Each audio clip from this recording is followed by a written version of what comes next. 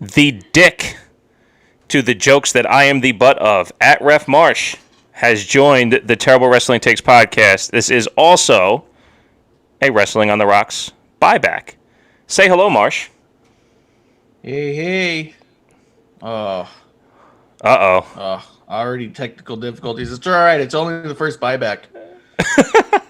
Don't bring that energy to my show. It's only the first one. Not a big deal. Nobody panic. I'm not panicking. Everything's good on my end. Yeah. No, we're good. How you doing, we're sir? Good. We'll see how this whole thing goes. I'm doing pretty good, man. How you doing? Not too bad. I am. I'm excited for Elimination Chamber. Me and you watch along one more time. Yeah. It should be the first ever watch along, I believe. It might be, but I like to count on mine because if not, it doesn't look like success to me. So I think I'm up to about 66 episodes. So this is watch along number 4, I think, if you include the Luke Harper tribute. R.I.P. Marsh, out of character today. No referee shirt. Yeah, no, I'm jobbing today. I'm doing the job. You doing the job, being on the show? Yeah, we couldn't even get live, so definitely doing the job. Your restream didn't go live? It didn't even go live. It gave me a failure. I was like, all right, well, I'll try and go live here in a second. And if it goes, it goes. If not, I'm just gonna strip it off your audio. All right, no worries. Yeah, Hey, Chat Grapple and Cheap Pops via Periscope coming through in the chat. I love JB and Chris, man. Those guys are fucking awesome. I haven't had a chance to listen to the Duke the Dumpster Drosy interview, but the Santino one was great. Those guys are a lot of fun. Shouts. Okay. Chat Grapple and Cheap Pops podcast. They do a YouTube show where they usually do old school. Have you listened to them? They're fun. I've seen them. They're fun. Yeah, they're two buddies who fucking love wrestling.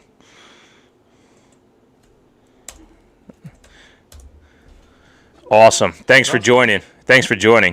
I've been communicating with them about something special coming forward, so I'm glad that my show is taking this turn. I'm gonna do some fun shit going forward. But speaking of fun shit, consistently the funnest of shit has been SmackDown. So let's do a little SmackDown talk, my friend. Dude, SmackDown was fire yet again. I think personally, for my money, SmackDown is the most fun wrestling show in the world right now. It's the one I have the most consistent fun watching, and I don't think this one was any less. I thought, though, there was definitely a couple points where I'm like, what are we doing? Where are we going with this? No, absolutely. There's definitely some spots that dipped, but... Justin Time 211 over on YouTube shouts, my friend. He says, prepare for trouble and make it a double. Oh, yeah. Team Rocket of wrestling podcast community. The Terramana, the Rocks Tequila. Yes. Put a little bit of that and some agave and coffee. I'm instantly a morning person. Nice. Nice brunch. No, to get back to SmackDown real quick. I agree with you. It is so much fun. But last night I was like, what the fuck? Where are we going? It's an hour in and we had like a half a match. And then the last hour was just jam-packed with, goodness. Yeah, and stuff was dragging too. Stuff was really dragging. I was nervous going into the Nia stuff, and I thought they actually played that out well, but... Yeah, no, if you wanted to, I don't know how you want to break it up. If there's moments you want to talk about specifically, I really enjoyed the Edge Roman face-to-face. For sure. No, I tell you, I've said it on my show. I think you actually share the same opinion that, Edge isn't something that we've necessarily looked forward to. When he first came back, like it was cool to see him, but being an Edge fan just, wasn't in my cards as a kid. But everything he's done since he's been back, especially Royal Rumble and forward, has just been outstanding. I didn't know if I should buy into the matches with Randy Orton because I'm not an Edge match guy. But post tricep injury and coming back, what he's doing, the emotions, the energy, I mean, I'm so invested in Edge. Yeah, I remember liking Edge growing up as a kid. I actually was not a rated R superstar fan. I liked a lot of the other stuff he did, but I also, yeah, younger, I didn't buy into him as my world champ even when he was, and then in hindsight, looking back on it, it's like, well, it was maybe a little bit of a shit because that dude put in the work. If nothing else, that guy was doing it. And then to see the way he's at now, the level he's at now, it's one of those things where as much as the internet wrestling community wants to argue and go back and forth of does this old guy deserve it or not, depending on who it is, and try and battle down by ages. Edge is one of the ones who comes back. He's not only a nostalgia act, he's also still able to perform and storytell on a level that the majority of every single person in the business needs to learn from Right. and is not at. He's at a higher level. This isn't just Hulk Hogan was the most popular, therefore Hulk Hogan should come in and be champion. This Right. isn't Goldberg was really popular and had a great run, so let's give him a title just to see the crowd pop. This is a dude who's storytelling on a different level. No, absolutely. And I've made the note going into a recap. You know, how am I going to talk about this on my show? And I look at Edge and I go, the roster needs to take notes because again, I hang on his every word. And I'm an adult male who gets what this shit's about, you know. And I agree with you. I love being worked, and Edge does it every time. It's like, well, I thought I knew what Edge was going to do, and now he's eliciting emotions out of me, even that I'm like, well, fuck, man, do I actually want him to win, regardless of who's he against? Like that type of even just the verbal story, and then the inflections that he's using, even when he goes down to NXT. It's like, well, wait, no, I want Edge versus Finn now. I want to see what an Edge versus Pete Dunne match looks like, and you don't get that without the ability to tell that story. Yeah. Yeah, 100%. And then the way that he's performing, the way that he's making every single person who's even coming around him seem like a really big deal. Right. Like Edge just talking to everybody who's going to be in the Elimination Chamber match made that match seem filled with dream match potentials. We're going into it, you're all like, I don't know who's going to possibly win because you always think about the outcome.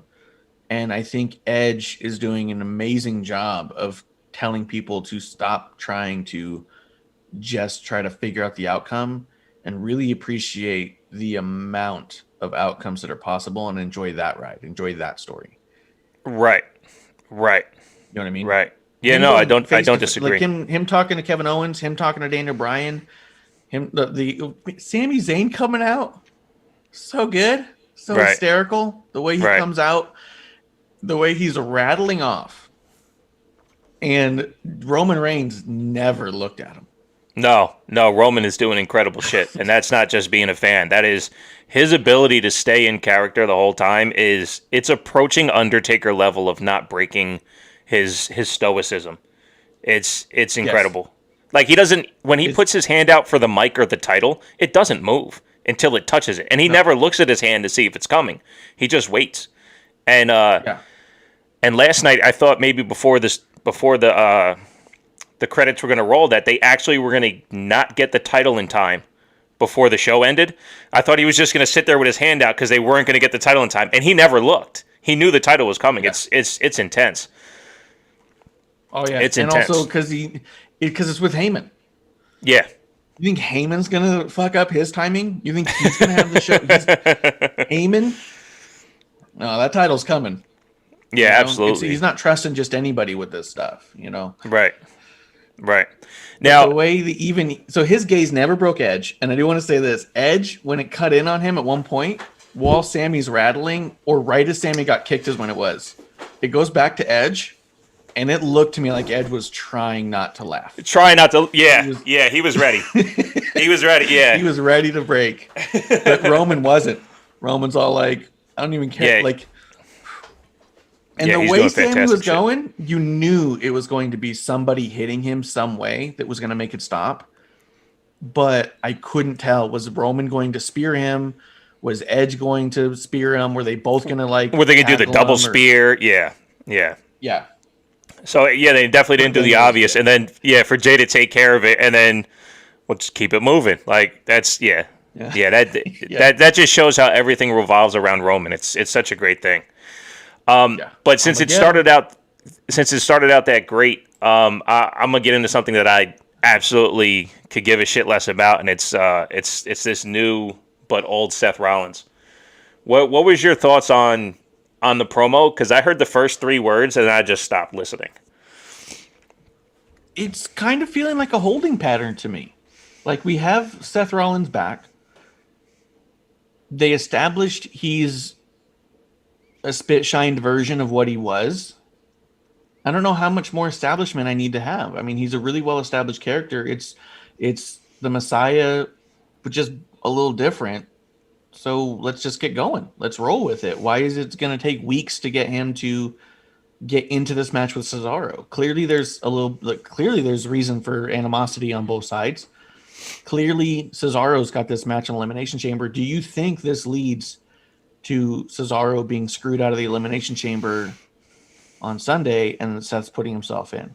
No, because there's easier, better ways to get there, and if you're gonna do Seth and Roman, you're gonna do it with all the intensity behind it with this particular Roman character. There needs to be a bone to pick, and right now, in like movie world, they're the same character, right?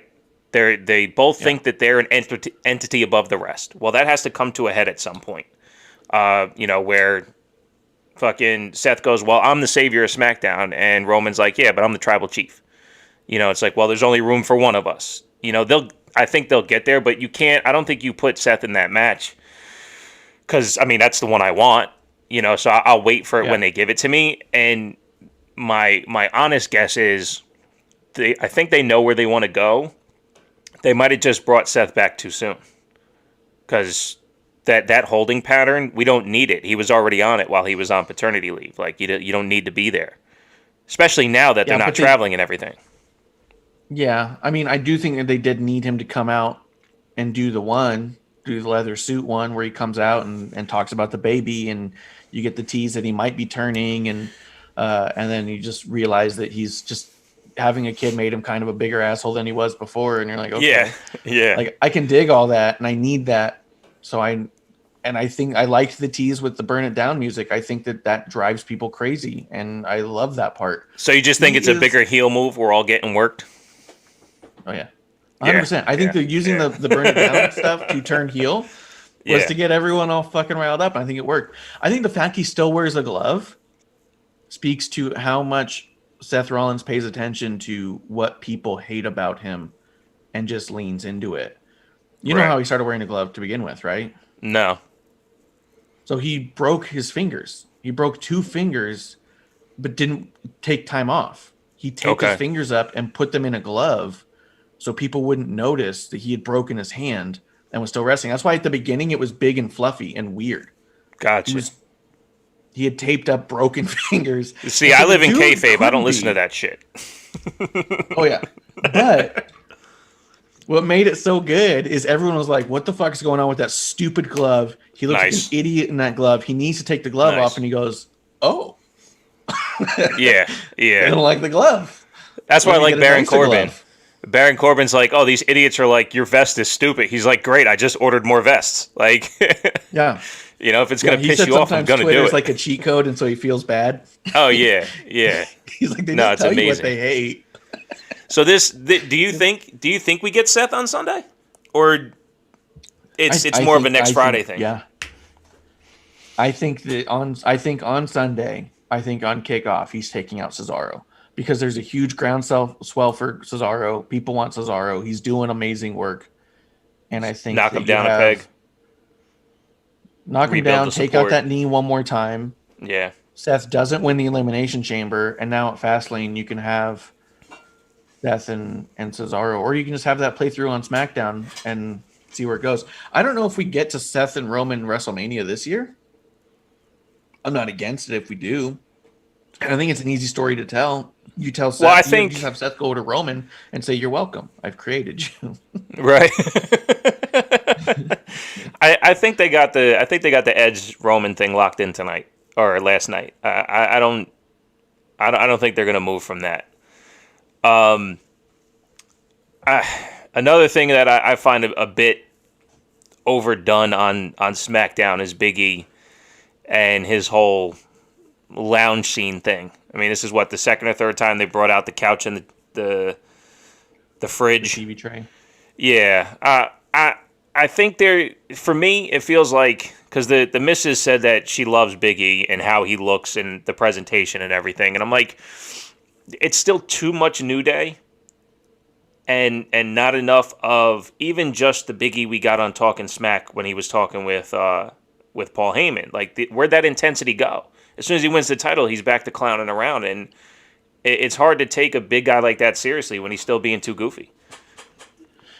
Right. But at the same time, he got real serious in this one. He got real serious with Apollo last week, too. I think that the goofiness is at the core of it, what makes Big E who he is and what made people love him to begin with and what he enjoys being. When you hang out with Big E and he's stacking grilled chickens and putting him in his bag and catering, that dude's goofing with you because that's who he likes to be. He wants to be a goofy guy. He's very introverted, so he's very aware of all that stuff, but he's a silly person, and that's what actually won him over to the audience. I think the cool part about it is that he's found a way to continue to be the parts of him that are fun to him, but also kick up that intensity because I think it's highlighted by the goofiness. The fact he's out there goofing around, and then he steps away from the couch and goes to Apollo and screams at him about the stairs and says, "Put it down and get out of here."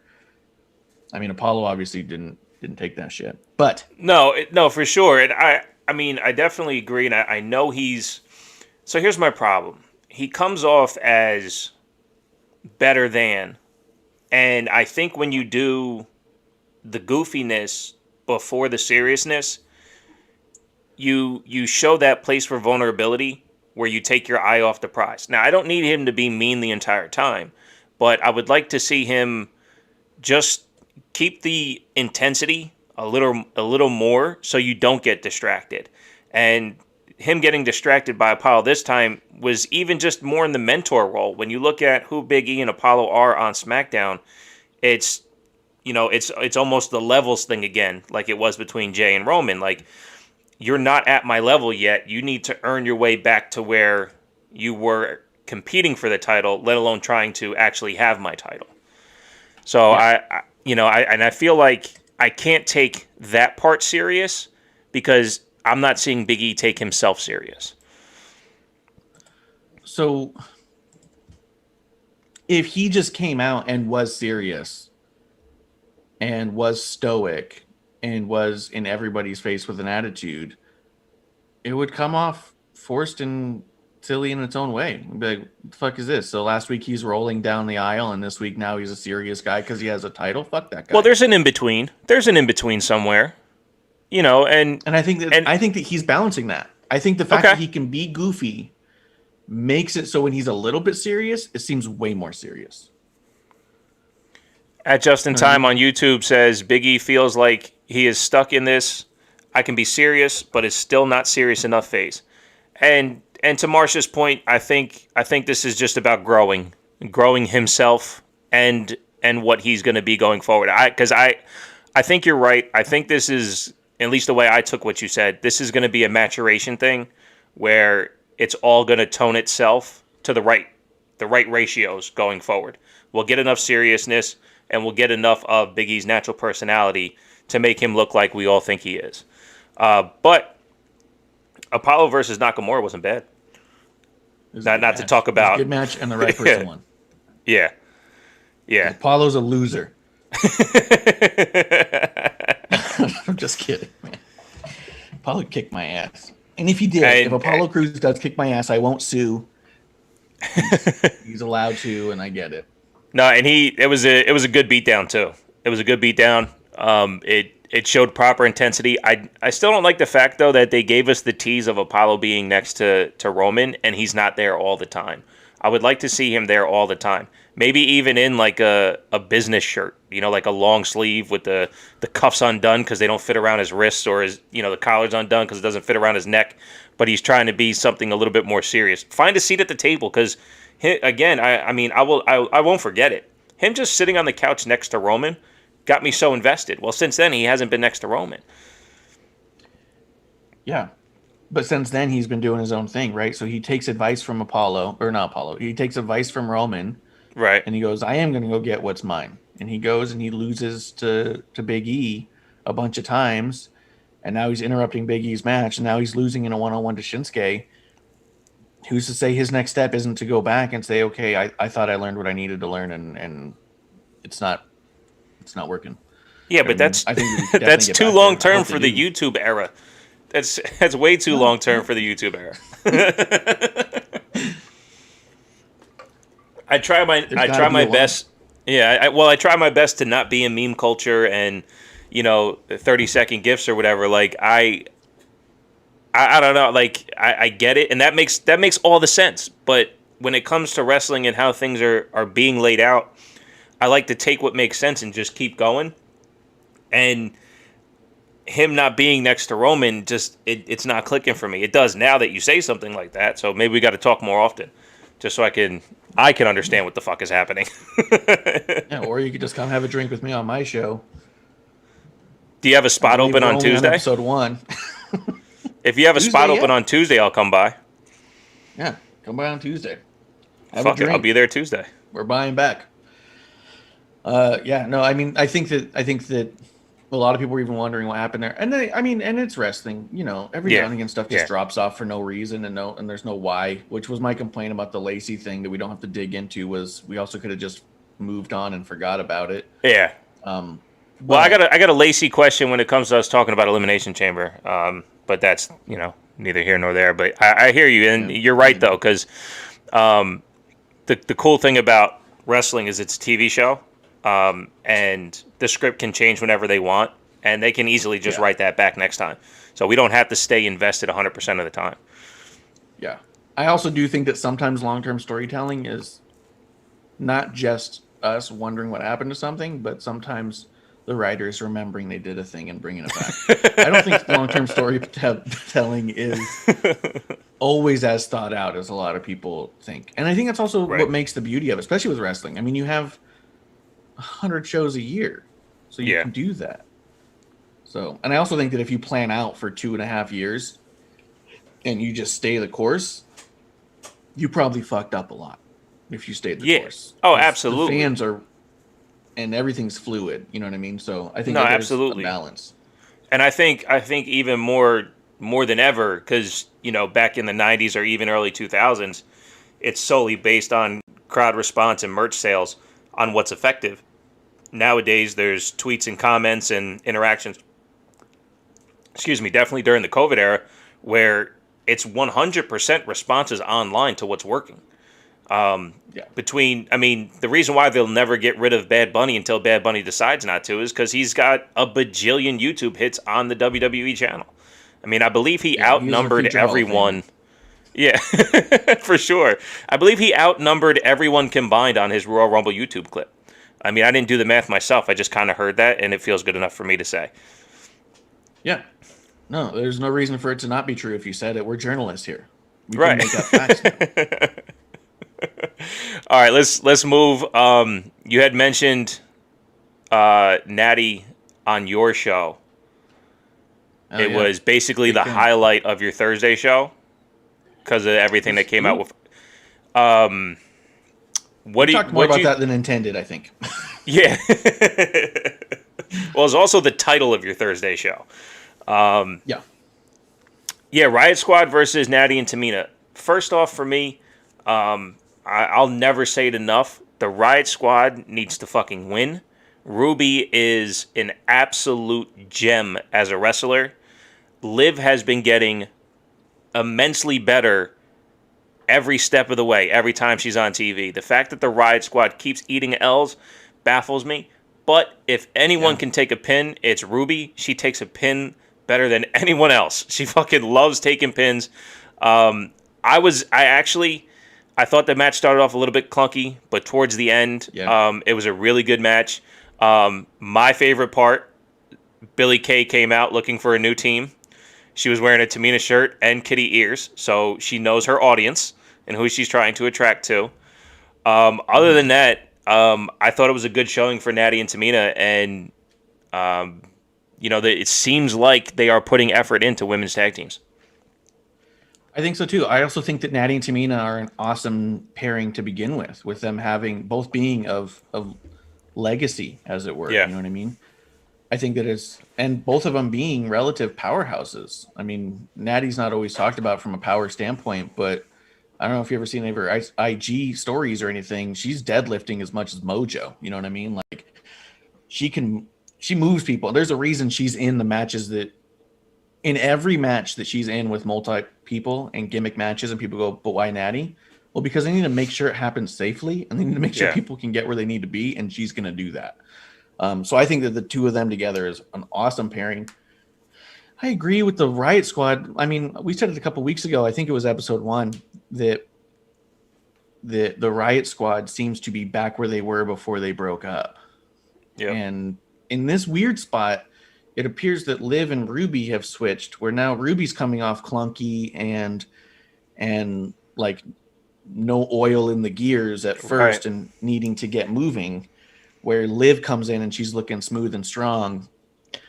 I mean, I'll say that the art of wrestling is not something that we're ever going to know unless we're doing it. So there's a lot of reasons to believe that that's all intentional. We're supposed to be seeing it that way for one reason or another. Maybe even Ruby is just doing that. I'm going to do this so you look better. Even better. Maybe it's Ruby's possible. Trying to be a catapult. But I agree, the Riot Squad, why not take him to the moon? But if you're not gonna, Natty and Tamina doesn't bother me. Not one bit, you know? Yeah, I just don't think that they could hold the audience the same way the Riot Squad could if they're traveling brand to brand. But that could just be me. That could just be me. What's that? They will get the booze wherever they go. Tamina and Natty, whether they want it to be or not, they're not going to be popular with the crowd. Right. We will be cheering at home because for us, it's like, she did it. Because I know that Natty, one of her dreams before she retires, whenever that happens to be, she wants to hold those tag titles. Because those were the titles that her dad carried the most. You know? So she wants to be a tag champion the way her dad was. Her doing it with someone else whose legacy sounds really cool. So I'm all for that. And no one's given more to the business than Natty. So if anybody deserves a title run just for the sake of a title run, I'd put it on a Natty before a Charlotte. So if Charlotte can hold it, fuck it. But I digress. They're going to get booed. People don't like Natty and people don't like Tamina. And they don't like them justified or otherwise. So they'll be a good heel team and they're going to look dominant and strong. It'll get to the point of like, how are people going to get these off? Yeah, that's a great point. Because even before this current Tamina, she was building towards what it seemed like we were going to get a match with her and Bayley for the title.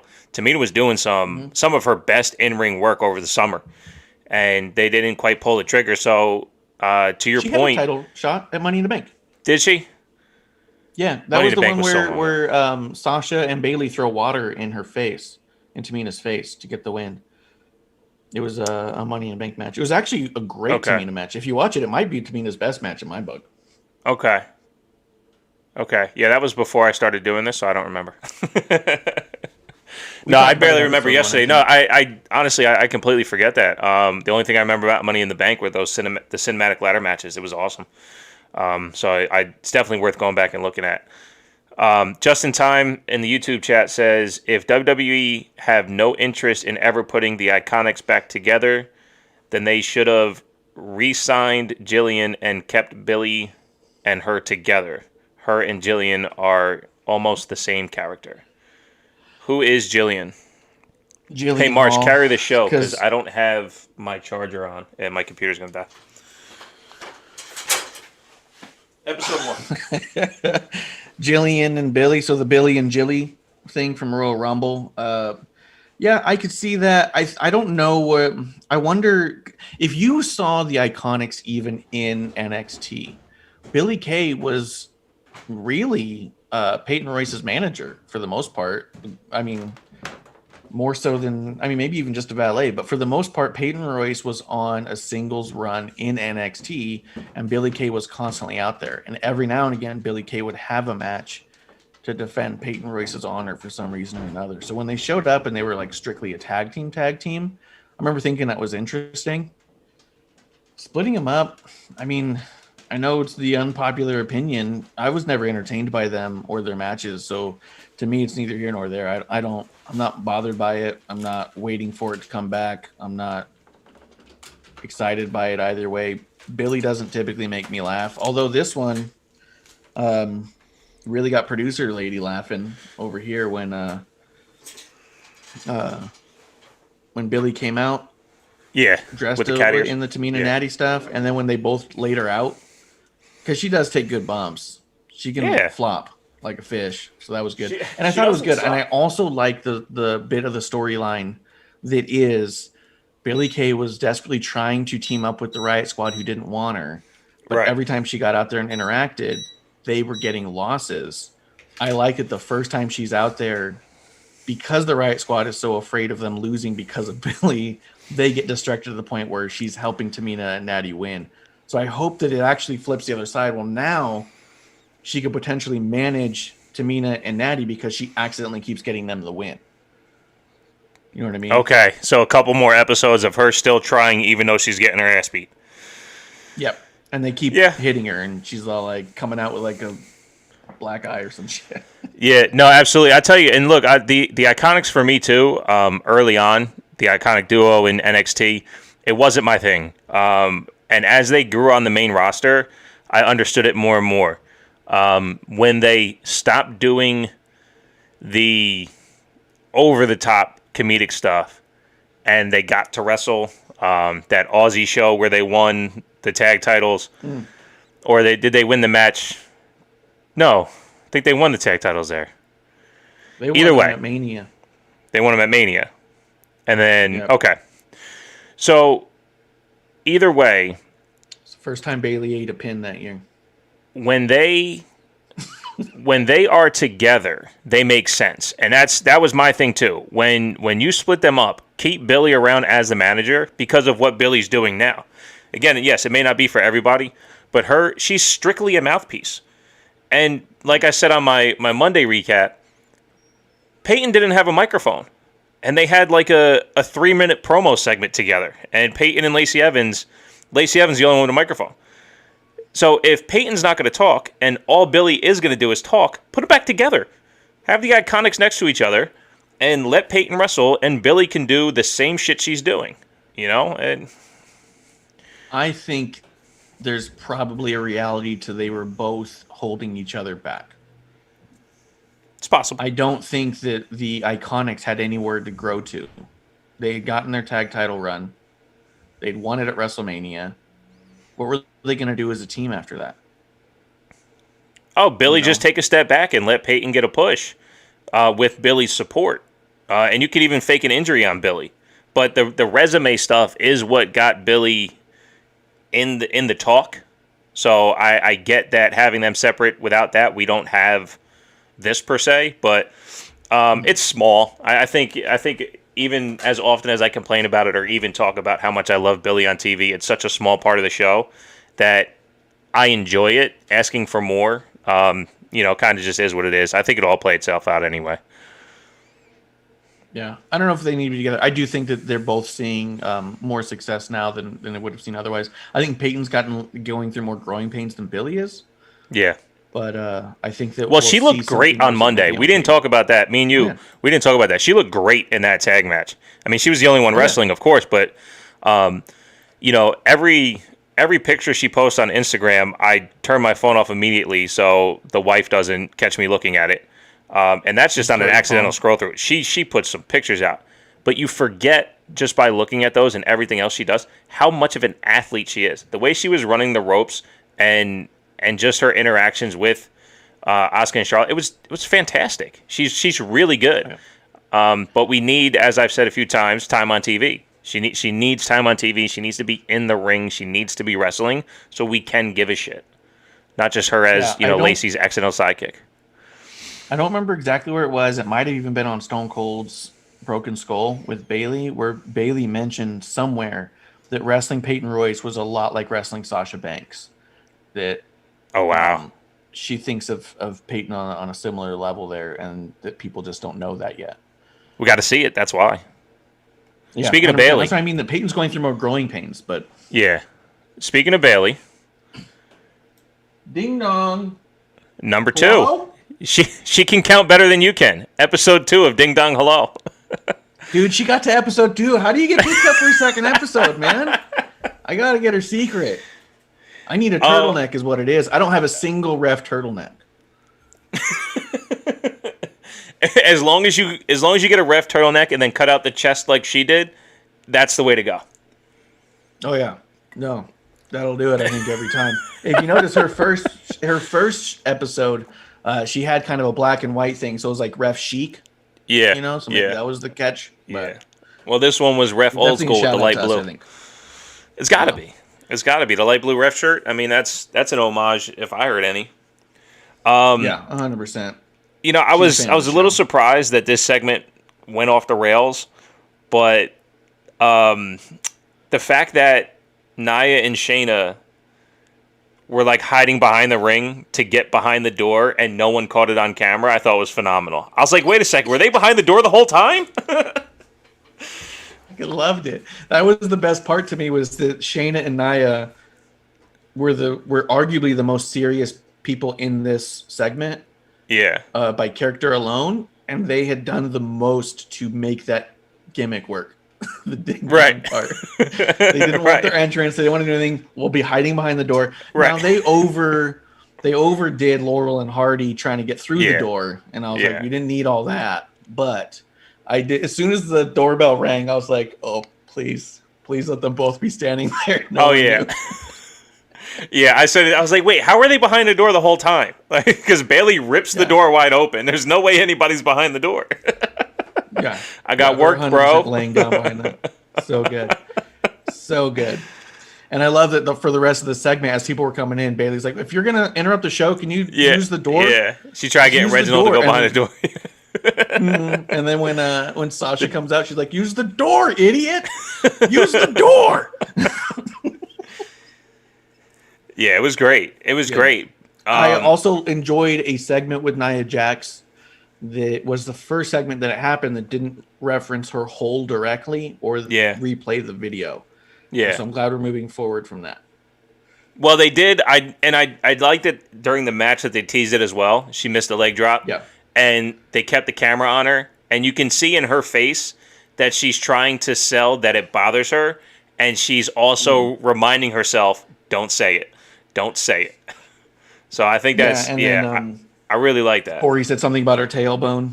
Right, yeah. Her coccyx, I believe is what Corey said. Yeah. Yeah, it's good shit. I didn't really like the match. No, but I didn't like it at all. Yeah. And it was one more showing of where I'm nervous about a Bianca Sasha main event, and because Bianca was her eyes are too big for her stomach when it comes to doing some of these moves. Her footing was off. She was slipping around. Her doing stuff with Shayna was coming out so clunky, and Shayna was like trying so hard. I felt bad for her. Even when they did that tag match or that tag move, where it's already a move I don't like, where you grab someone, you lift them up, and then they put their legs around you. Anytime that they got to move their body in an unnatural way to make your move work, I don't like it, because it's just it's too much. And so Shayna's doing that.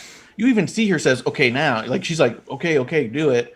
And then Bianca lets go of her arm, and Shayna's like, now not only she has to tie her own legs behind her back, now she's got to hold an arm back for no reason because Bianca let go. And it's like, it's just little stuff like that makes me think that we could end up with quite a train wreck. And look, that's why amazing match. My instant reaction when Bianca won the Royal Rumble was she's got 3 months to get her shit together, because I wasn't trying to be overtly a dick, but it is that when she seems like she's counting everything in her head to get to the next spot, but also she's moving faster than she's counting without slowing down, without being more methodical. things like that are gonna happen because it happens almost every time. I thought Yeah. her when she was on the first episode of Ding Dong Hello, I thought she figured out how to do promos. She slowed Yeah. down. She was more in tune to what she was doing, and then even now, she's kind of rushing through the baddest, the fastest, and it's like, just slow down. You're here. You've made it. Now own it Yeah. and show us. And they're there for her, like you said. Shayna is there for her. She is there to help. She's got to get over that hump, to that next level of providing for the match instead of just being in the match. Yeah, and the thing that makes it the most scary though is that it's arguably Sasha's biggest weak point as well, because a lot of people will point at Sasha being the worst four horsewoman, which I think is some horse shit. But you'll see those stupid conversations online all the time, and they'll point to a lot of times where Sasha slips or misses a move and kind of like tries, that goes back to redo it, where a lot of the other four horsewomen, where when they make a mess up, it's harder to pinpoint because they keep him moving.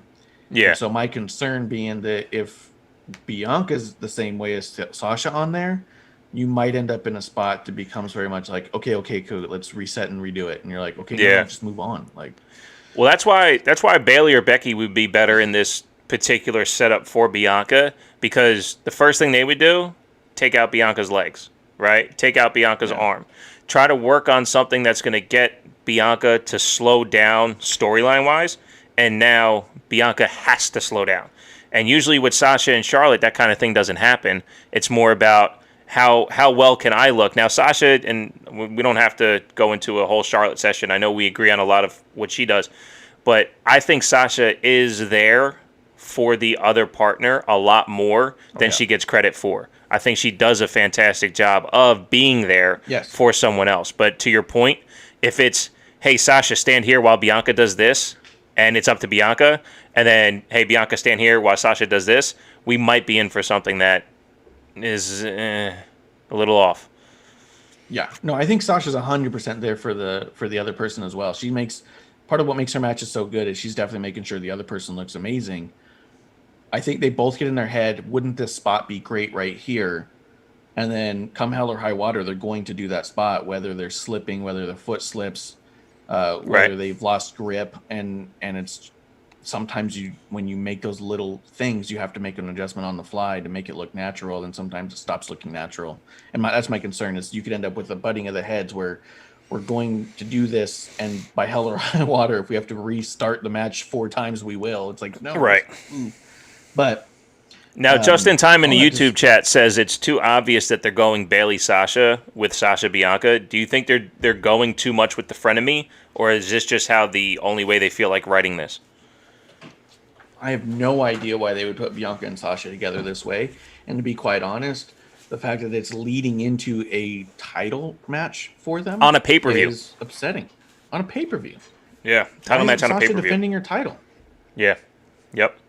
I don't disagree. Why isn't that bothered me too for number one contendership either? So not only is she in a title match on the pay-per-view or for the tag title, but there's not even a match to determine who she's going to face moving forward. We're in a complete holding pattern for the women's title right now, and I have no idea why. On both brands. And the only thing that they seem to be trying to establish are the tag titles, which is a good thing. That does need to happen. But I think you and me both, we do kind of hold women's singles wrestling in a high regard because they give us just such entertaining matches. And to have the 2 champions that we do on the main roster, to not get something of consequence every pay-per-view. When we get into Elimination Chamber, we'll talk Asuka, because this is 2 pay-per-views in a row now where she's kind of getting snubbed out. Real quick, just not on her. No, for sure. Just to polish off SmackDown, so we can jump into Elimination Chamber. Rey and Dominic versus Alpha Academy. Quick thoughts on what's happening with Otis. He's evil now. Otis is evil. Mandy Rose is flirting with Bad Bunny, and there was going to be consequences one way or the other, no matter how you done it. I have mixed emotions because I really do dig Otis. I think him looking the way he does, being as entertaining as he is a commodity of sorts, right? And he can actually wrestle. Like, he's a legit collegiate wrestler. Yeah. And it might have been you that mentioned his ability to suplex people based off of his body size is a technique in its own to make sure that his partner's taken care of. Yeah. It definitely, but no, I'm Gable was acting as a puppet master, and Otis looked confused on being a puppet. Because it's like he wasn't going to do these things, but Gable told him, and then he's like, wait, did Gable just tell me to do that? It was looking really weird. It almost, and I'm sorry to say this, but it felt very Lars Sullivan. I was like, is this something that they were going to try with Lars, and we now have to adapt Otis into this character? I don't think I know enough about Lars to say one way or the other, but I did think that the neat part of it that made it interesting and made it not typical was that Gable was being so nice about it that it made Otis feel like it was the right thing to do, even though it was clearly not a nice thing to do, right? Because he's all like, when are you going to have an opportunity like this again? You know, and he's like, oh, I do have an opportunity. Like, right, which made it weird that I don't necessarily consider it evil Otis. I kind of consider him just being lost, but fucking guy won Money in the Bank. He's not lost.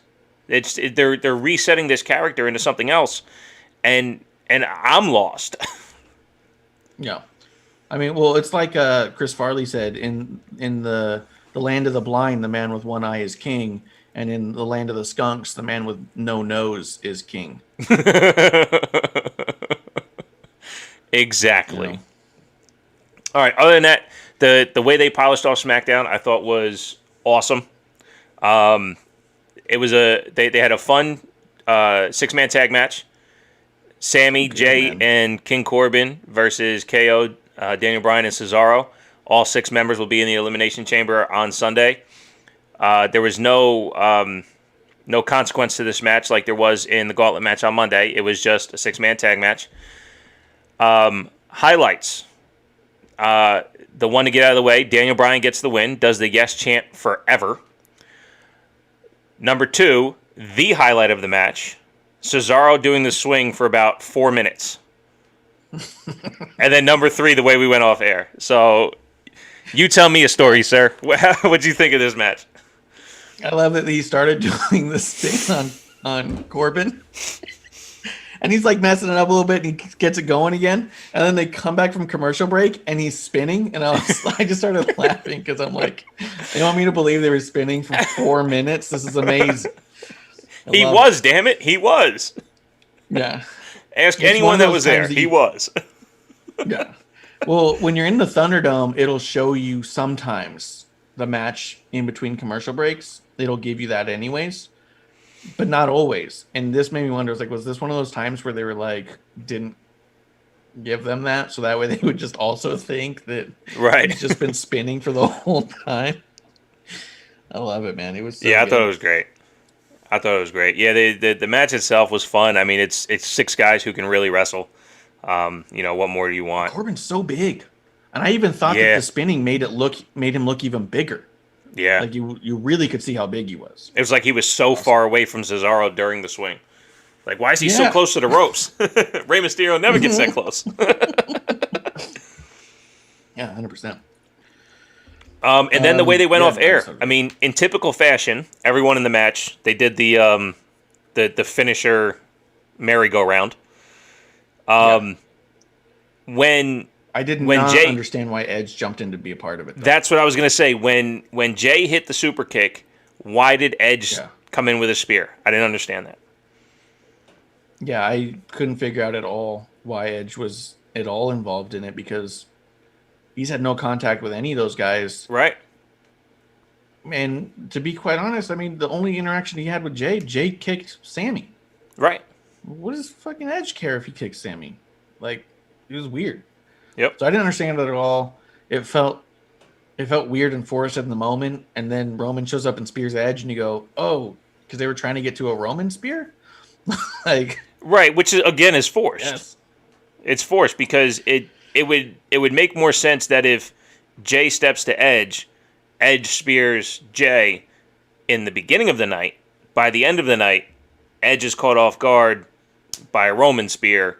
We then get to an obvious Roman spear where I thought this was a really great Roman spear, but I don't understand why we got it.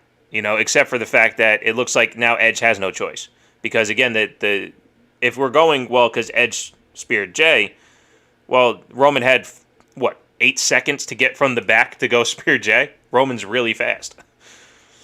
Yeah, I wonder if they're teasing that Edge may get involved in Roman's match.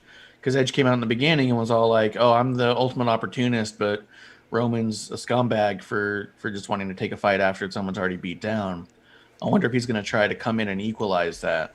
Ugh. Well, now if you connect those dots, if you connect all the dots, because at Kazim, who used to write for WWE, says if you pay close enough attention, WWE tell you exactly what they're doing. Daniel Bryan and Edge said that they are a dream match in the back. Yeah. Edge now has got beef the way you said. Daniel Bryan won the 6-man tag match. He was the one yes chanting for an entire minute. If Daniel Bryan wins the Elimination Chamber, he faces Roman Reigns. If Edge gets involved and Roman loses the title, then Edge chooses Daniel Bryan to face at WrestleMania. That would be the way that you connect those dots. And they all laid them out on SmackDown. Yeah, but he told every single person on that roster it would be a dream match one way or the other. But at the same time, WWE just... It's your theory, man. What the fuck? Yeah. Well, I'm saying you can't just base it off one line there. But Daniel Bryan and Edge, they did tweet out a picture of the two of them together and said retirement in quotation marks. And so you're like, okay, a little long overdue. Career versus title. The issue I have with it, well, for one, I was saying, I think it was on episode 1 that Daniel Bryan may be the only believable person in that match who could oversee those odds because of his WrestleMania 30 showing where he beats Triple H and then wins in a triple threat of Batista and Randy. He's a believable heart is bigger than his body kind of guy. And everyone else in that match has never had to come over so many obstacles. So he may be the most believable person to win the match and also have a shot at the title. Because everyone else, you're like, oh yeah, they'll just get their ass kicked by Roman as soon as it's done. So there's that. But then my problem being that Daniel Bryan and Edge are both such baby faces. Right. I don't know how you get excited during the match. Like you just get excited for the match. That's a purely an in a bubble wrestling match that hardcore wrestling fans will like. But unless you make it career versus title match, the winner gets the title, the loser goes home. And with Daniel Bryan talking about stepping away and Edge coming back for the sake of, there's a chance that that's what you're rooting for. You're rooting for somebody to stay, and your emotional attachment is in whoever's going to leave. Because regardless of who loses, you're going to have a response like, fuck, somebody's going home, regardless of who it is. But that's kind of the only way you can double up on babyface that way. Real quick, maybe. Just in time in the YouTube chat says it was a forced choice by Roman. It felt at this point he, as an Edge, I assume, just needs to decide because the more they wait, the less time we get to an actual build to a WrestleMania match. Agree and disagree. I get it. I get the sentiment. But anything Roman touches, you can build a story in literally 3 days. If you want to have a segment on Friday, you're going to be ready for that match on Sunday. Yeah, and the whole thing is Fastlane still exists. It's not like we're in a bubble where Edge says, okay, I'm going to go for Roman's title, and then there's nothing between. Because you also don't want to be stuck in a holding pattern for 2 months either. Right. You don't want to be sitting there saying, well, I know that's the match that's happened. What's going to happen on Raw? The idea of not choosing makes the story of what are we going to get more of a viable story for a longer period of time. Well, it's been my problem with the Royal Rumble for a while, really since monthly pay-per-views have become a thing. It's like, well, you won the Royal Rumble. How do you have to wait until WrestleMania? Why not just get your shot on fucking Monday or the next pay-per-view? Why do you have to wait until Mania? Especially because if you're going to wait till Mania, which, of course, Mania is the prestige, but you're also saying that your champion most likely isn't going to lose at the February pay-per-view that they're a part of or the March pay-per-view that they're a part of. And then there's no stakes in those matches. unless it's against a believable contender, which Justin Time in the YouTube chat also says that Roman won't have a believable contender for any point in time, because I don't think he's going to lose either. He doesn't have a believable contender now, and he hasn't since he got the title. Yeah. In SummerSlam, when he won the title, it didn't matter who showed up. No one was all like, well, they're taking the title off Roman. Problem is he seems so dominant right now and so believably the champion. He's probably the most champion they've had in a really long time. Right. You know what I mean? Yeah. That there's no reason to believe that someone's going to take it off him. So you're going to need to get a Braun Strowman back or a Seth back and get them on a level where you think that I could see the company trying to go that way, at least, you know. But for sure, the reason that the winner doesn't get their title shot till Mania is because the Royal Rumble win isn't about the title shot. It's about the Mania. Headlining WrestleMania. Yeah. Yeah, it doesn't matter who you're going up against. It just matters that you'll be in a title match at Mania. That's all it is. And sometimes that shit changes. Think about when Goldberg took the title off of Kevin Owens. Yeah. Yeah. No, I don't disagree. A week or two before. Yeah, and the same thing when Asuka lost to Charlotte on SmackDown heading into WrestleMania. Like, that took Asuka out of a title match and made it all belts count, you know? So, yeah you never know. Speaking of Asuka, speaking of titles, Elimination Chamber. Let's jump into the preview. We have about 4 minutes on the live stream until I don't know what happens because it's a full hour. At that point, YouTube cuts off the video. I don't know if it's going to transition into another one. Also, Facebook, I believe, cuts off at the exact hour mark too. I don't know if it's going to transition to another one. I don't care. We're going to figure it out. This is episode 1.5. I mean, if you got like a 4-minute thing, did you want to just stop and start a new one? Break, come right back. No. Yeah, because we just did the SmackDown thing. We could do an elimination one. No. Just want to keep going. Do whatever you want. Fuck it. Do you need a bathroom break? No. All right, good, because I'm leaving all that in the audio version anyway. Yeah. I mean, I'll just which will be live at some point in today when I edit some things. No. I got a cup. It's fine. Go back to the room. I'm busy now. Welcome the producer onto the podcast. Marsh is using the all-room mic where he hears everything and it picks up everything. Mm-hmm. So shouts to the producer for being on the podcast. Thank you, miss. Yeah. Let's get into Elimination Chamber. You can't.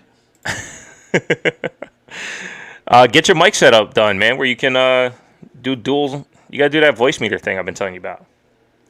Oh, yeah. All right, Elimination Chamber. Let's start with Asuka. She was supposed to have a match. And now I don't see even the holy grail of information Wikipedia state that she's having one. Justin Time 211 says shout out to producer lady. Yeah, shout out. So let me see what WWE.com has, because to be honest, because Wikipedia pulled the match. Email. It's not even listed. Yeah, but they make their changes all the time. As of right now, WWE.com still has it listed as a match. Okay, so as of right now, they have. Go ahead. They have a couple. The matches they have right now listed on WWE.com is the women's tag match with Sasha and Bianca against Shayna Nia. The Raw Women's Champion Asuka versus Lacey. The United States title, Bobby versus Riddle versus Keith Lee. And then the 2 Elimination Chamber matches. That's the card according to WWE.com as of right now. And then it would be Roman versus that winner too. Yeah. And it obviously was updated since yesterday because they added the tag title match, which wasn't announced till yesterday. Right. And Lacey's thing was announced on Monday, so...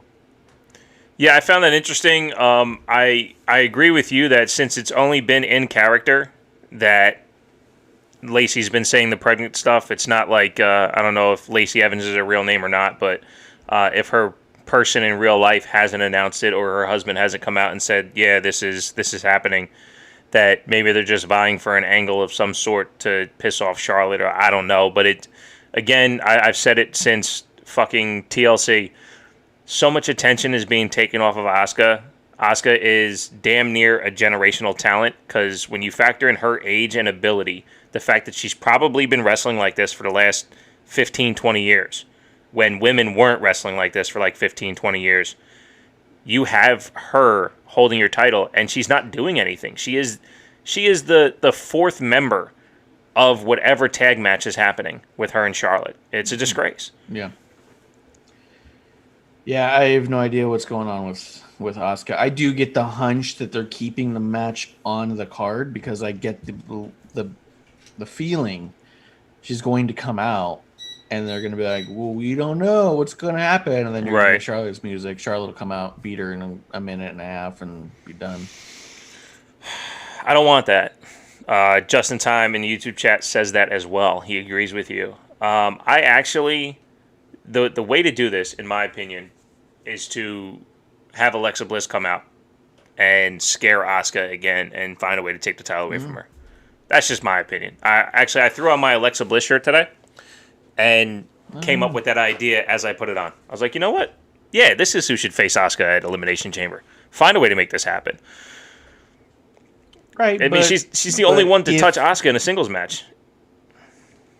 Yeah. So are you on the bandwagon of most who say that the Fiend shouldn't have a title? The Fiend can have a title if it makes sense. When he lost to Goldberg and he stood up afterwards, only thing I needed to make that right was in the Funhouse for Bray to just say, well, the Fiend didn't need it anymore. That's all he needed to say. That the Fiend doesn't desire the possession at that time because the possession meant something to Seth Rollins, so I had to take that away from him. Or he had to take that away from him. Now, with Bill being back, this is what Billy needed, so the Fiend gave that back to him. But he wanted him to earn it. Anything like that. So the Fiend can tell those stories, or Bray can tell those stories outside of the Fiend. So as long as the story makes sense, I don't care if the Fiend has a title. Because titles are different per character. Like this title with Drew McIntyre is supposed to mean something as representation for him, but when you look at what Roman's doing with the title, it means completely different. You know, the title to Randy Orton when he won it from Drew was that I'm the better wrestler. I won the greatest match ever. I am the best. Well, Roman's is no, this title means I own this company. It means two separate things, and I think the Fiend's the same way. He's about owning it, so you don't, because you desire possessions, and the Fiend isn't about possessions. He's an entity of consciousness. So I wouldn't mind 100%. If he had one. So, you know, I've always thought that the Fiend could be using I loved the idea when he won the title in the first place because I was like, oh well, since the Fiend is kind of a hunter, now he has some bait. You know, exactly. How do you force people to get into a match with you if you are an actual demon? Well, you have a title that people want, you know. So, and I also thought that with the Crown Royal match as well, it was easily written off that Crown Royal the Fiend at that point, yeah, Crown Jewel, the Fiend at that point could have seen the title as a burden more so than help. I need to get this off of me. But the fact that they didn't explain that is why that never made sense. Had he explained that, then because it's that simple. The Fiend is so untouchable that you can just explain it away. Let's get into the rest of the card because I'm not sure if Asuka is going to face Lacey. If WWE says it, I'll believe it until Sunday, especially the pre-show, which we'll be doing a watch-along together. Myself, Bishop from TW Takes Podcast, and at Ref Marsh. We will be looking exactly like this, except he will probably have a ref shirt on. Possible? We'll see. Yeah, you can do whatever you want, honestly. It's not your show. Yeah. It could be your show if you can figure out your restream. But we'll be looking just like this for the watch-along, for Elimination Chamber Sunday. And no, I will not be doing the pre-show because my kid goes to bed at 7:30. And if I was doing this during the pre-show, he would be going crazy. Anyway, speaking of the main show, Asuka, Lacey, who knows? Nia Jax, Shayna Baszler, the tag team champions against Sasha Banks and Bianca Belair. Now, I wanted to bring this one up first because this is one of 3 scheduled opponents that they have at some point in time going forward. and the last ones to get a fucking title shot. They announced that they're facing Raquel and Dakota on NXT March 3rd. And they also are required to face Naomi and Lana at some point in time for the titles. What the fuck is going on? Yeah, and wait, did Naomi and Lana say they're getting a title shot? Yes, they said it on Monday. Oh my god! Because that was them winning the week before when Naomi and Lana beat Asuka and Charlotte and the other team that was there. I think it was Dana Brooke and Mandy Rose. That was for number one contendership. Oh yeah, that's right. Yeah. So there's three number one contenders, and this is a third one, and they go first in line. Yes. Yeah, I didn't like the thing anyways, because I also felt that, like, bottom line, Lana and Naomi had both beaten Shayna and Nia. Yes. And in this match, neither Sasha nor Bianca got the win over either of the tag title holders. Reginald got the pin over Nia, so it's really like, how did they even get a title shot out of that outcome? Right. Now, the way they planted the seeds on SmackDown was as if, Carmella's going to find a way to fuck this up at Elimination Chamber. And I'm fine with that because this is clunky storytelling anyway. But to your point, why isn't Sasha wrestling on this pay-per-view? For the sake of this, again, doesn't make sense. Yeah. So now that that's out of the way, and I am looking forward to the NXT match. I don't think that this has a real winner. By the way, if it's either going to be DQ or count out, I don't think any pinfall's happening because you're not going to want the tag champs to beat Sasha or Bianca. You're not going to want either one of them to take a pin. And if they win the fucking tag titles, the internet's going to riot. Yeah, because you wouldn't want Sasha and Bianca going up against Lana and Naomi or Dakota, and because then they're just chewing them up. Right. To be honest, I don't see that either of those two teams actually taking it off of Shayna and Nia. I wish they would, but I don't see them doing it. No, the money in Raquel is getting her away from Dakota at some point in time. I mean, I like them together. It's more than fine. You get the big man, little man tag combo and everything, and Raquel's hot tag on the pay-per-view was awesome. She was rearing to go to get in. So, I mean, but she's growing. Before we jump into Elimination Chamber, let's do the USA title match. I'm not invested. I don't know what to think. Should I just cross my fingers for a good match and whoever wins? I mean, kinda. It's really cool to see Keith Lee back. We haven't seen him in a while. I don't think it would be bad for him. I don't know. I guess I don't know where anyone moves forward with this one. Here's my problem right now with the way that both shows are structured.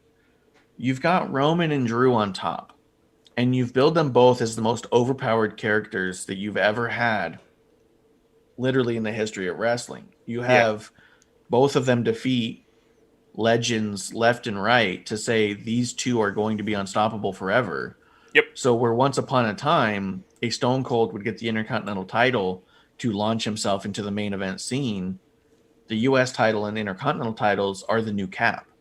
Yep. You're in a story with Roman or Drew, or you're building yourself up towards the Intercontinental U.S. storyline. But you have a Bobby Lashley with the U.S. title, and Bobby Lashley is a main event level believable character.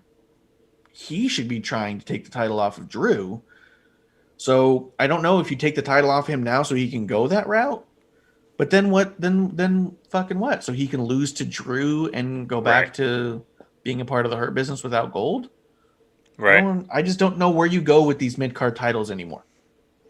No, that's a great point because if you look back in that 96, 97 era, even before that, I mean, Shawn Michaels, Diesel, Bret Hart, Stone Cold, The Rock. When it was Stone Cold and The Rock bouncing back and forth, I think the only one that didn't win the title that had it at that time was Goldust.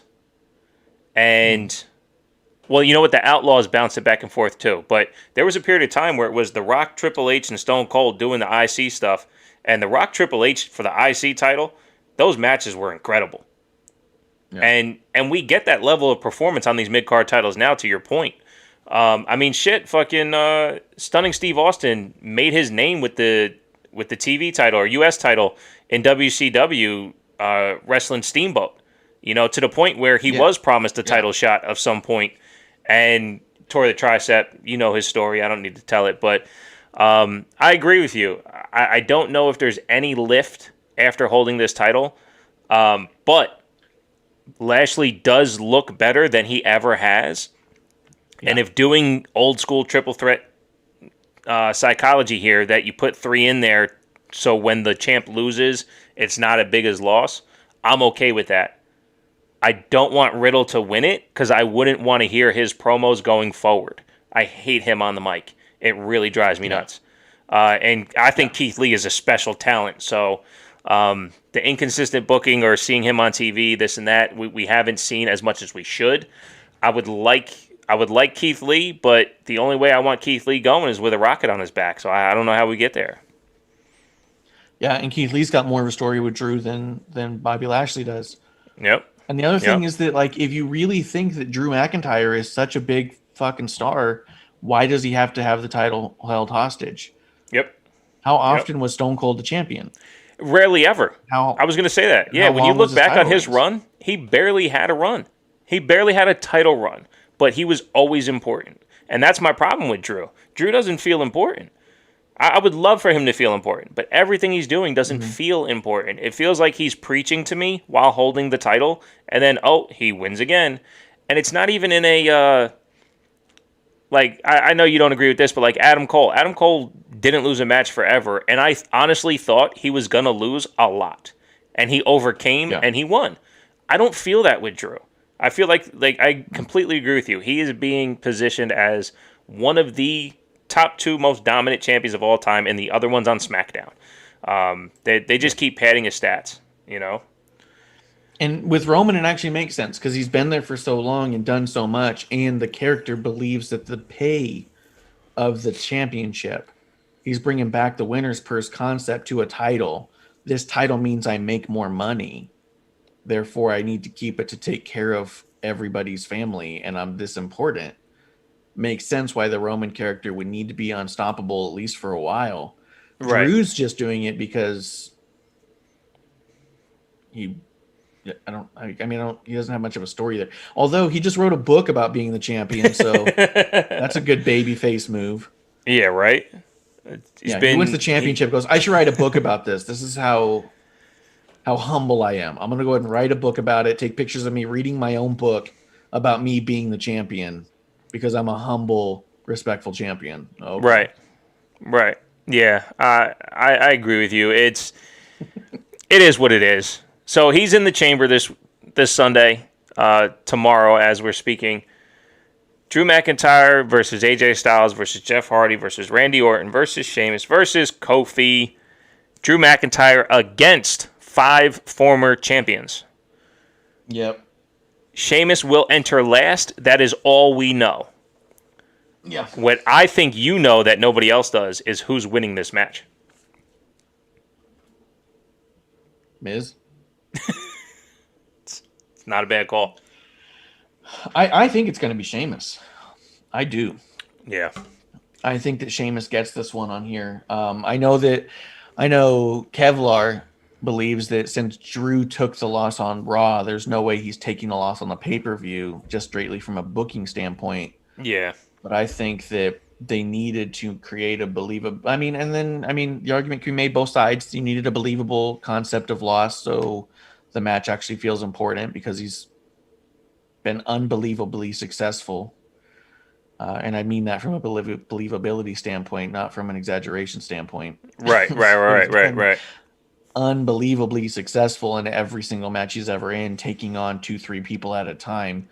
The fact that he beats Miz and Morrison together several times undermines the entire point of Miz and the Money in the Bank looking like a threat at all. Yeah. Because then you even think about it. Okay, well, if Miz does cash in and take it, well, Drew beats them both one-on-one all the time. Why didn't these dudes get any match? Yep. And then he'll just take it back. So it undermines the idea of hey, you don't want a believable champion taking the title off of another believable champion because how's he going to get the title back? this comes down to, well, he'll just go take it back. So I think it's going to be Sheamus because I think you tell that story. I don't know if Miz takes the title off of Sheamus. I think it's very possible, but Yeah, I saw somebody on Twitter say that the only way to get out of this whole debacle is having a WrestleMania 31 style main event where the Miz cashes in because we're not going to get what we want or something like that. I didn't invest too much into it, but what it made me think is that Miz will hold off until a different scenario because, again, shouts to Otis. Miz is just the new Otis with this briefcase. Like, it doesn't feel important. You don't know what's going to happen. There's nothing special. There's nothing, I don't want to say predictable, but there's nothing you can see happening going forward that makes any sense. So it's going to have to be the right time for Miz to do it. Again, my opinion, the Monday after TLC, Randy Orton was laying down. It was the perfect time to do it. They didn't do it. You know, it would have been the right time. Or not Randy Orton. It was before TLC. There was what was the pay-per-view before? Survivor Series, right? Survivor Series is when Randy beat Drew for the title. Yeah. And they at that point, it was the perfect time for the Miz to cash in. They blew it, and they've botched it ever since. None of it makes sense. The only thing that was cool was the Morrison said he's cashing in, and then they got the briefcase back. I don't know. I agree with you that I think Sheamus winning this match makes the most sense. Well, I don't know if you think it makes the most sense, but for me, that's what makes the most sense. I compared this Sheamus to what he did when he took the title from Roman and he had Money in the Bank. He was doing this kind of work on the mic in the ring. His presence felt so important that maybe that's what they're gearing up to, is having Sheamus, and he always looks good with the title. I mean, the guy is such a force. He's a really good wrestler too. And then, yeah, that's the story that you tell. That's the one that makes the most sense. If Drew wins again, you have no contenders. You have no contenders. Yeah. Yeah, but I do think we're leading towards Drew versus Sheamus one-on-one at Mania is my gut. I wouldn't be surprised if they had it be Drew and Miz, but I don't know why anyone would believe it necessarily, other than the idea that the Peacock deal is important and that's where Miz is. Shout to Kevlar on the rocks. Yeah. I do think it's very possible that Sheamus wins, Miz cashes in, and then at Fastlane you have Sheamus and Miz because they refuse to give Drew a shot. And then after Fastlane, at Fastlane, Sheamus takes the title back. And then you have Sheamus tell Drew, come get it, bro. I could see that. And that makes a lot of sense. That was kind of my same booking for the Miz taking it off of Randy and then having the Miz, Randy, and Drew in a ladder match at TLC. And then Drew just wins it back. It's like, well, you get the briefcase off. You have Miz fucking cutting promos for an entire month, getting you invested. And then Drew gets his title back in a way that you can give a shit that Drew got his title back. Because, again, I haven't gave a shit about Drew having his title this whole time. That's a great one, though. I do like that. I think Sheamus, really anyone, right? If anyone wins, but I guess Sheamus winning and then Miz cashing in on him, Sheamus getting the rematch because he lost the title last, Yeah. That would make sense for Fastlane. I like it. I still wouldn't give a shit about Drew winning it, though.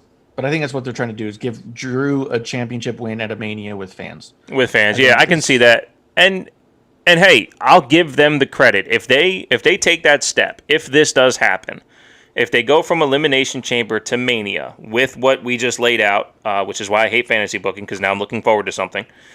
If they do that, I will give them the benefit of the doubt of building a Drew I can give a shit about. It just hasn't happened yet. And I'm willing to let that happen because it's happened with The Miz. It's happened with Edge. If they can build a Drew I can give a shit about, then I'm all for it. I mean, you've seen that with Roman. 90% of the fans never gave a shit about Roman, and now they give a shit about Roman. Yeah. Yeah. I mean, I haven't because of his story. If they turn him heel, I'd probably be more into him because this cocky asshole, the arrogance, given everything, arrogance. like hypocrite. He's all the things you would use to describe a heel, and somehow I'm meant to cheer for him, and I'm the asshole for saying I'm going to boo this guy. But I don't. I mean, I think it's just one of those. I think it's another one of those. Uh, I mean, it feels like a Charlotte thing. Like, oh Yeah. well, we feel bad for you. We'll give you this thing. Oh, you never had that title. We'll give you this title. Like, and that's Regardless of again how it not to comes off talk on shit TV. about. Yeah, is Yeah. that's more of a character side of things. But like, even the Chronicle about Drew McIntyre, go back and watch it because even his wife calls him on his shit during it. He's like, oh, I did do this and that, and she kind of, in the middle of the thing, she goes like, what? You didn't have to work for that at all.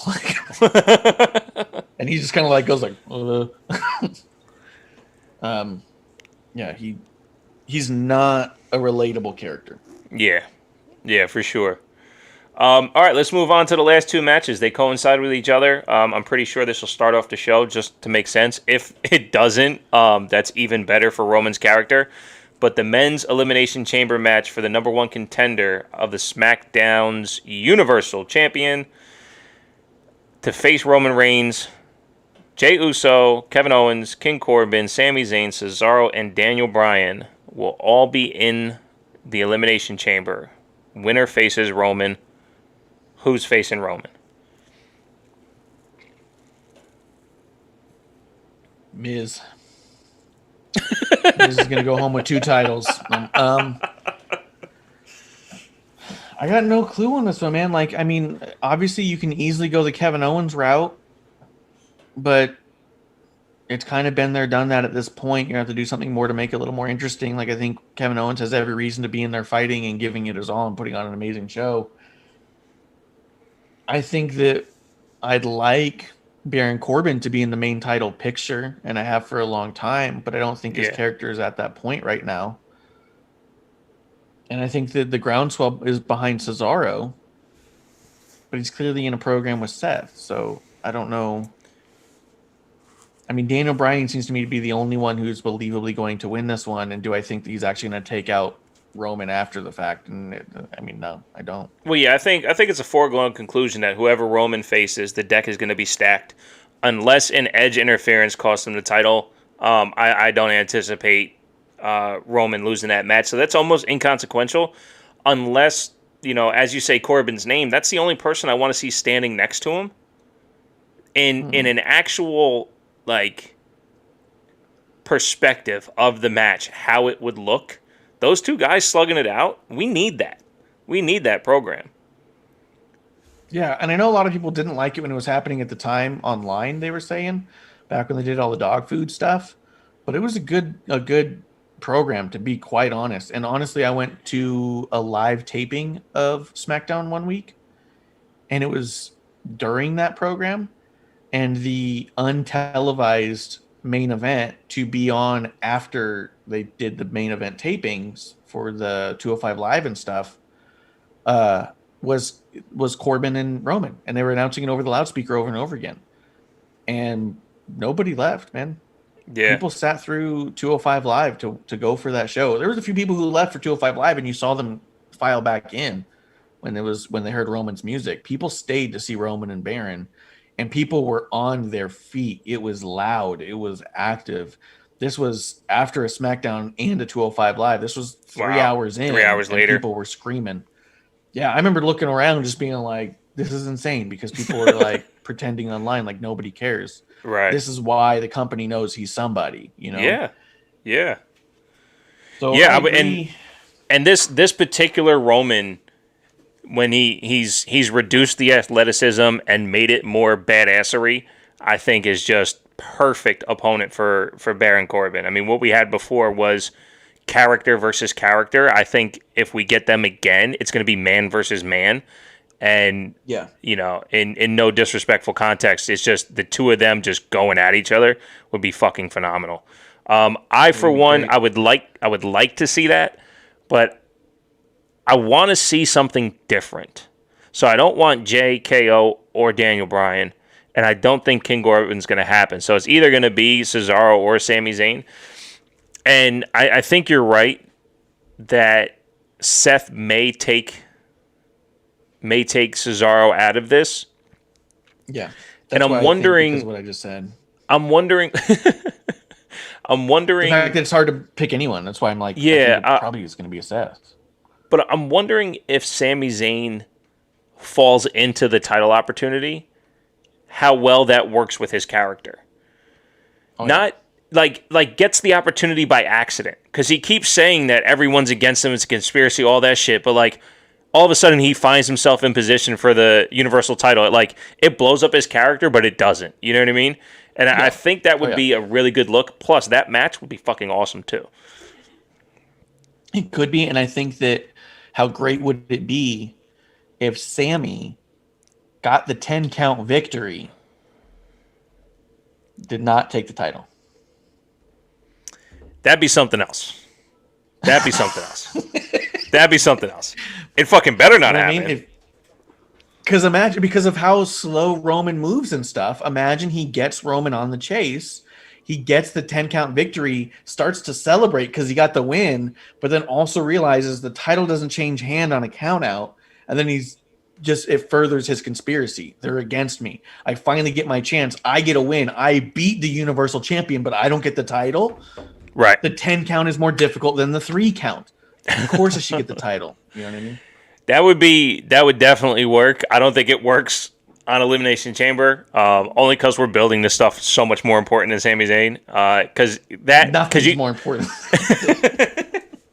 He just can't carry that weight for the next couple months with literally nothing to do, because unless that leads to a match between him and Roman at Fastlane, and if that's going to be the premiering pay-per-view on Peacock, holy peas. That might be one hell of a way to gas it up. I mean, he's already wearing the shirt that says "I'm the Intercontinental Champion." He could start coming out that says "I'm the Universal Champion." Right? No, absolutely. Well, look, man, I think we're there. We covered SmackDown. We've covered Elimination Chamber. We're doing an Elimination Chamber watch along. You gave me the invite for Tuesday. How much time are we going to spend together? Yeah, no, we're just gonna hang out, sleepover party. Virtual sleepovers. Yeah, we're gonna have popcorn and stuff, pizza. But then we got to invite Kev, because Kev's got the popcorn. He does. He's got a popcorn machine. So. All right. Well, shit, man. We didn't. Weekend, though, so he's not going to be on any of the shows. Yeah, that's fine. We don't need him. You're my new Kevlar. Yeah. Whatever. We didn't plug your shit in the beginning, so plug it now. Yeah, guys, WrestlingOnTheRocks.com, where you can find all of our links. Wrestling on the Rocks is our podcast. You can find us at WOTR The Show on Twitter, at Wrestling on the Rocks, Instagram, and WrestlingOnTheRocks.com has all of our links and contacts and social medias. All right, and guys, thank you for joining the watch along. Justin, thank you for coming into the chat. I'll be doing as many podcasts as I can this way through video, chatting with you guys, and then just dropping the audio on the feed. The video feed should be going to Facebook, Twitter, Twitch, and YouTube all at once. I got to get that down in a pattern that makes sense. Other than that, appreciate you guys.